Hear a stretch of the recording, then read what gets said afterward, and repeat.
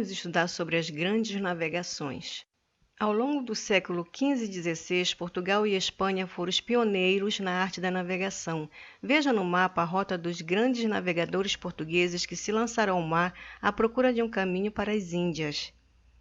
Vejamos Pedro Álvares Cabral, Vasco da Gama e Bartolomeu Dias. Em 1488, Bartolomeu Dias chegou ao Cabo da Boa Esperança, mas não completou o caminho para as Índias. Já 10 anos depois, Vasco da Gama seguiu a mesma rota e completou definitivamente o caminho para as Índias. Depois, em 1500, Pedro Álvares Cabral partiu com sua esquadra com o objetivo de fazer comércio com as Índias, mas acabou atingindo o litoral de um novo continente, a América, mais precisamente o nosso território, o Brasil, e só depois que ele seguiu para as Índias para fazer comércio naquele lugar. Mas o que eles tanto queriam? O que eles iam comprar nas Índias? Das Índias, eles compravam as especiarias que na época os europeus precisavam para temperar e conservar seus alimentos, já que devido ao clima não podiam ser cultivadas na Europa. Eles usavam termos Índias para se referir a várias regiões, não somente a Índia, mas toda aquela região. Então vamos ver o que eles compravam nessas regiões.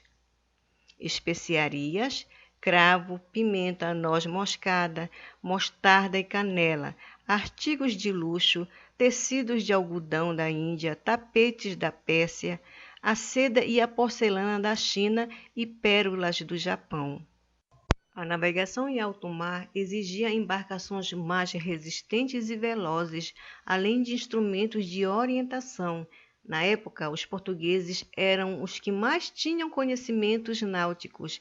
Eles desenvolveram técnicas de navegação e aperfeiçoaram as caravelas e alguns instrumentos como a bússola, os mapas e o astrolábio. Vamos ver agora a chegada dos portugueses ao Brasil. Em 22 de abril de 1500, a expedição de Pedro Álvares Cabral chegou ao Brasil e encontrou uma paisagem exuberante com muita vegetação e água em abundância. Encontrou também pessoas diferentes deles, os povos indígenas, então fizeram o primeiro contato com eles.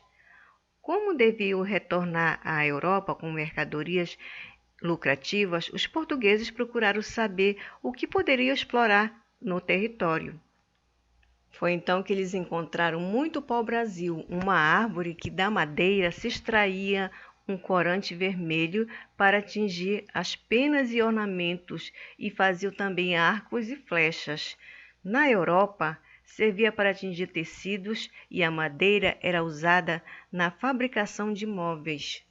Para extrair o pau-brasil, os portugueses utilizavam o trabalho dos indígenas. Os nativos derrubavam as árvores, cortavam os troncos em toras e levavam a madeira até a praia e carregavam as caravelas. Em troca da madeira, os portugueses entregavam aos indígenas machados, foices, tecidos, espelhos, facas e outros objetos que os nativos consideravam importantes. Esse tipo de troca, que não envolvia moeda, recebeu o nome de escambo.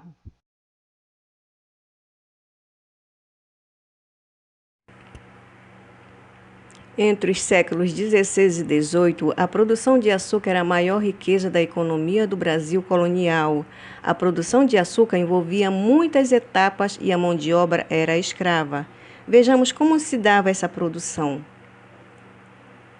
Inicialmente se derrubava a mata e o terreno era limpo. Em seguida, eram abertas covas onde se fazia o plantio das mudas de cana. Quase um ano depois, a cana crescida era cortada e transportada em carros de bois até as moendas. Nas moendas, grandes cilindros de madeiras, movidos por força animal ou hidráulica, moíam a cana para extrair o caldo.